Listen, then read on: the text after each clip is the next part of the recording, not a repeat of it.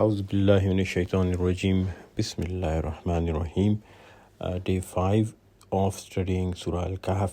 And today, inshallah, we'll focus on two ayat, which is ayat number 78 and ayat number 79.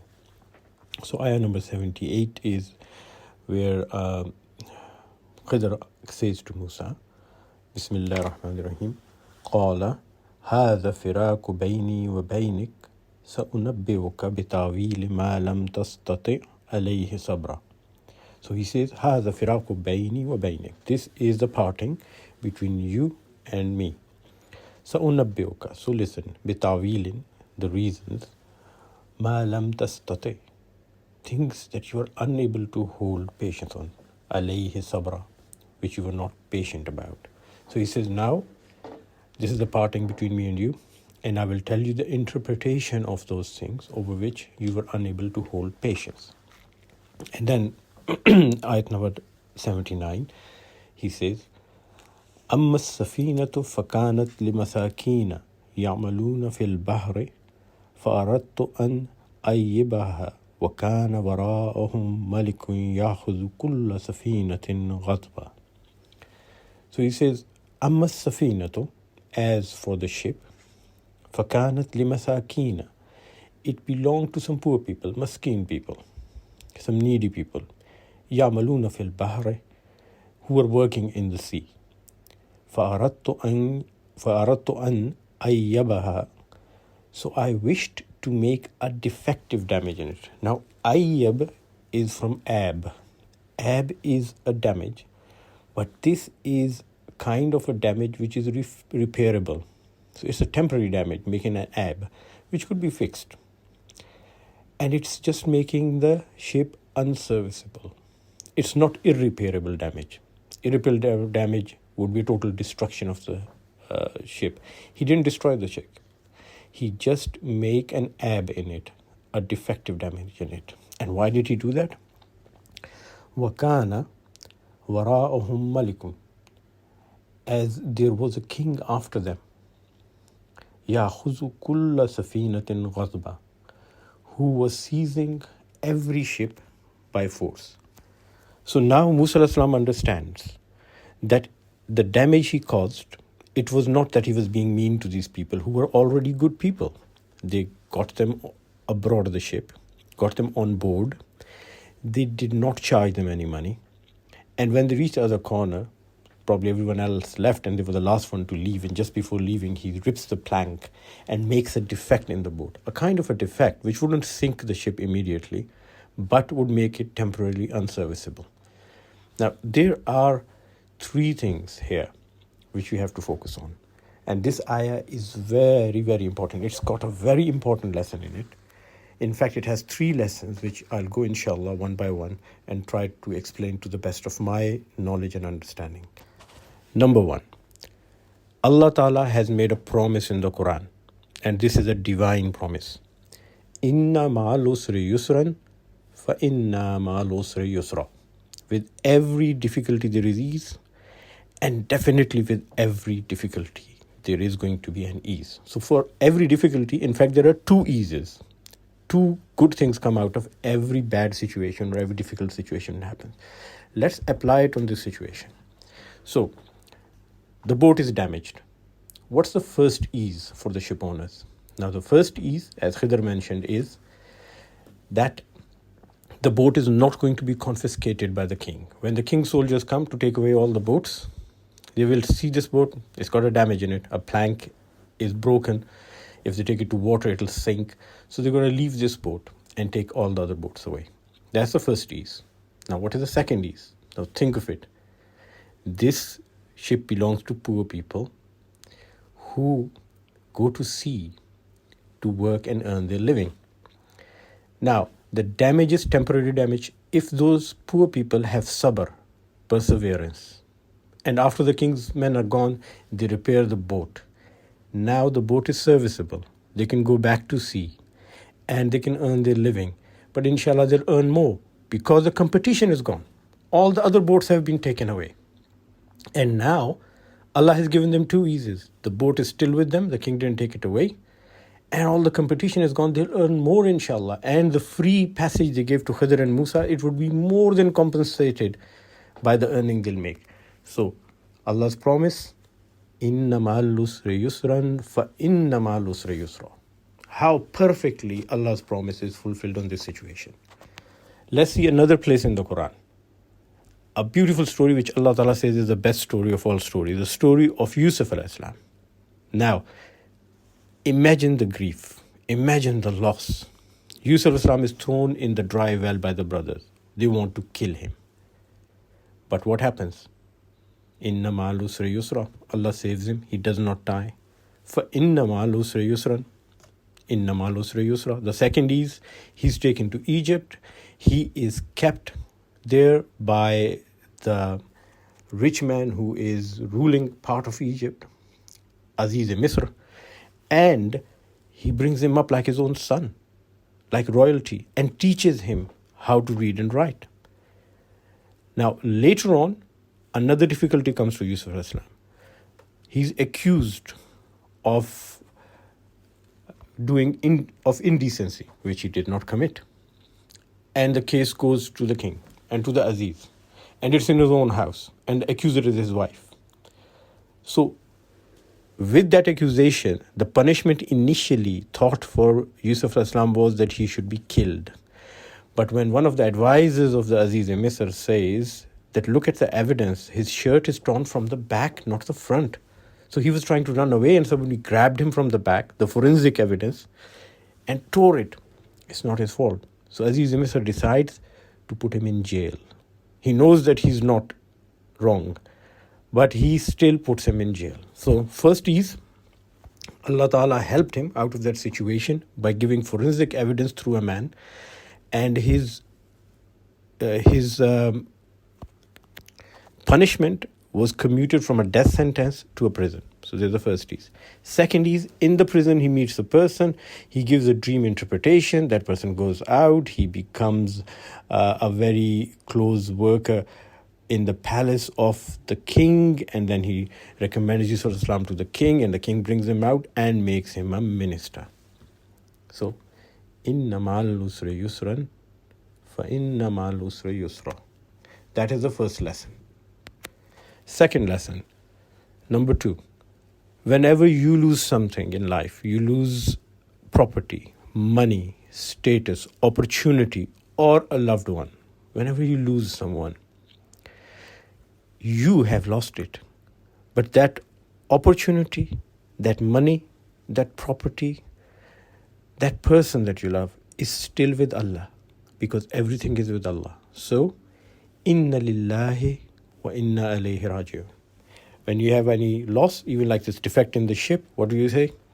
Inna lillahi wa inna alayhi raji'un. And with it comes another thing. When Musa alayhi salam was taking Bani Israel to cross the waters, and the Pharaoh and his army are following them, and they catch up with them, and Bani Israel say, we're gone, we are losers, we are defeated. What did Musa alayhi salam say? Surah Ash-Shu'ara, the 26th surah, and ayah number 62. And I would recommend, easy to remember, 2662, 26th chapter, 62 ayah. What does Musa alayhi salam says? Inna ma'iya rabbi sayahdan. Undoubtedly, my sustainer, my Rabb is with me. Inna ma'iya rabbi. My Rabb is with me. Sayahdan. He's going to guide me and find a way. So this is the second thing. Whenever a calamity strikes you, remember, you have lost something, but that thing is still with Allah. And He will guide you. He'll bring it back to you or bring you back to it. You leave it to Him and have full faith in Him. And the third thing, which is taught by the Quran in situations like this, and this is the most difficult one. This is the one which is so difficult to get your head over and to understand it. And I struggled with it myself most of my life. Whenever you have a problem and a calamity, what does Allah recommend? Allah recommends that you be grateful to Him. Say Alhamdulillah. And in Surah Ibrahim, the 14th surah, verse number 7, this is what Musa alayhi salam says to Bani Israel. He says, remember the time when your sustainer, your Rabb, made his promise known to you. If you are grateful to me, I shall most certainly give you more and more. Same promise. Inna ma'al usri yusran fa inna ma'al usri yusra. More and more, you'll get more and more. With a difficulty, what's the condition? Be grateful. Have sabr. Have perseverance. Now, how on earth do you have sabr and how on earth do you get grateful when you are in a time of difficulty? So, let's look at difficulty and grief first. Now, whenever you have something bad, whenever you have a calamity in life, it causes grief. Grief leads to fear. Fear that things are going bad and they won't get better. That's the second stage of grief. That fear which strikes your heart leads to demoralization. You say, nothing good is going to happen. I've lost it. And this demoralization leads to a continuous state of despair, which in Arabic is known as iblisa. When you are in a continuous state, we've lost all hope, despair. Some call it melancholy. Melancholia, I think, is the translation. Or yasiyat in Urdu. Now, how does this happen? Grief is a primitive reaction. It comes from a part of the brain which was developed very early on and is common to all animals. So a snake and a spider and a scorpion, all animals, like human beings, have a primitive brain which has these feelings of happiness and grief. These are immediate feelings. It's known as a primitive brain. Whereas being grateful and realizing hope and opportunity, this is a function of the higher brain, neocortex, which is very developed in human beings. The most developed is in human beings. Other animals don't have. So when a snake or a scorpion sees a difficult situation, a grief, it suddenly gets agitated. It starts to bite, it starts to poison, it starts to attack because it's in despair. It says there's no way out. A snake and a scorpion or a primitive animal do not have the capacity of the neocortex to have hope and perseverance. They don't have the capacity to have sabr. This is only in human beings. But in human beings, as child, we use the primitive brain. The neocortex, the adult brain, it develops later on. So we go back to our childhood memories. The brain needs to be trained again and again to overcome the grief. And that training requires time. And repeated training makes it your natural instinct. Now, there are psychiatrists who have studied this and who have looked at the grief and the reaction of human beings. Now, you might disagree with me. You say, no, when we have grief, it is very difficult to think of something else. I would say no. It's our nature to think of other things when we have grief. Whenever we have grief, psychologists have looked at people who are struck by unhappiness, and they see immediately we try to go for mood lifters to alleviate the grief. And the mood lifters they've found are, number one, time.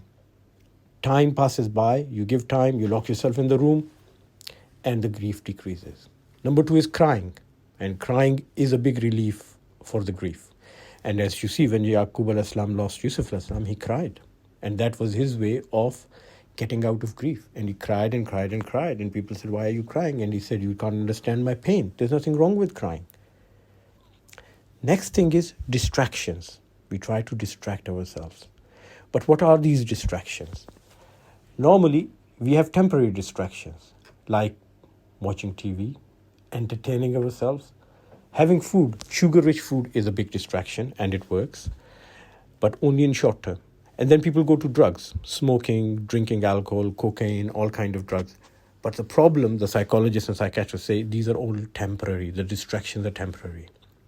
Then there's exercise, which can produce endorphins, increase your mood.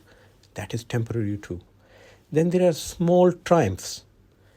The small triumphs are you make small achievements. I'll go fix the door of the garage. I'll go paint the room. And that gives you good feeling.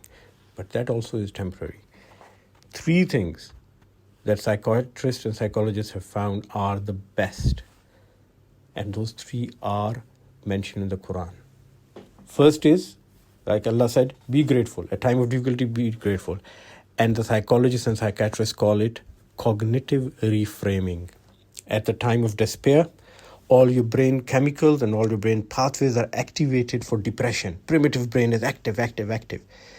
If you think of people who are worse than you and think of the good things you have and think how worse the situation could have been, you start to move that current away from the primitive brain to the neocortex. And over time, your neuronal pathways, the connections in the brain, which are connected with hope, which are connected with positive thinking, which are connected with being grateful for what you have, they get facilitated. And next time you have grief, it's easier to think of the positive things. You do it again and again, and it's called cognitive reframing. And with cognitive reframing, what is happening? You are diverting the current from the grief centers in the primitive brain to the hope centers in the neocortex. And then what else does Quran says? The next thing Allah says is that whenever you have a problem, give sadaqah, give charity. And the psychiatrists and psychologists have studied, they see that people who are in grief and depression, one of the best and the strongest way for them to come out is if they help others. That's the second one. And this is what Quran says, give sadaqah in difficulty time. You've heard your elders say, you have a problem, give sadaqah. And the third one, you'll be amazed. What does Allah say when you have problem? Sabr was salah. Have sabr and pray. And surprise, psychiatrists say that one of the strongest things, the third strongest thing to get out of grief is turning to a transcendent power, turning to your faith. And it works especially well for depression. SubhanAllah, more than 1400 years ago, Allah Ta'ala gave us these three things. Number one, cognitive reframing. Say shukr when you have difficulty. Divert the current, the flow of your neuronal currents and neurotransmitters from the primitive brain to the neocortex. Number two, give sadaqah, help others. And number three, turn to Allah, sabr wa salah. And sabr also gives time, which is a very important factor to alleviate grief. One last thing I'd like to mention it. What happens if we don't do this? So, if we are stuck with grief and we don't do it, what's going to happen? Hazrat Abu Huraira mentions the Hadith Qudsi from Rasulullah sallallahu alaihi wasallam. And he says, Yaqulullah Ta'ala, Allah Ta'ala says, Ana inda zanna abdi bi. I am as my slave, as my creature expects me to be. And it's mentioned in Al-Bukhari and Muslim. If you have good expectations from Allah, good things will happen to you. If you lose hope in Allah and go in despair, you will end up with bad things. And how does this happen? There was an experiment conducted by a psychologist called Richard Merzger. And he got groups of people and he made them think about worrying things for 15 minutes and then gave them a task. And he saw they performed really bad at it. When they worried, if they were given a task, they performed bad at it. Then he gave them 15 minutes to relax and think positively and gave them another task and they performed very well at it. So he concluded that your thought process, it affects the outcomes of your actions. And this is published in the Journal of Clinical Psychology, by the way, January 1990 issue, 1990. It's a published study that worrying is going to affect the outcomes of your efforts. And Daniel Goleman, there's another psychologist, he concluded by it, he says, and I quote him, our worries become self-fulfilling prophecies, propelling us towards the very disaster they predict. Read again. Listen again, please. Our worries become self-fulfilling prophecies, propelling us towards the very disaster they predict. Qala Allah Ta'ala, Ana inda zanna abdi bi.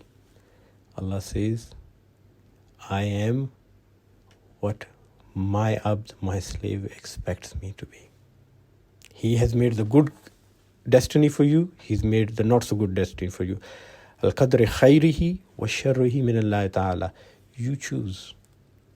He's made the path of success and given you the keys to success. Be grateful, have sabr, give it time, do cognitive reframing by being grateful, help others by giving sadaqah, and turn to the transcendent power, to your Allah. Have faith.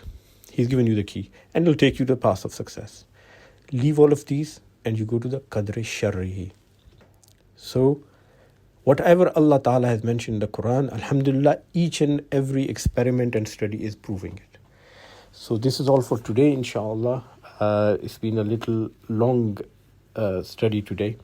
Inshallah, tomorrow, bi'iznillah, we will talk about the next ayah, where Khidr explains to Musa alayhi salam why he killed the young child, which is a very disturbing thing and has been misinterpreted many times in many ways in the history of Islam, and people have driven wrong conclusions for it. So inshallah, tomorrow we'll have a whole section discussing the logic and the philosophy behind it and the reasoning behind it, which Khidr explains to Musa alayhi salam, and what we have to learn from it, inshallah. Okay, Jazakallah khair.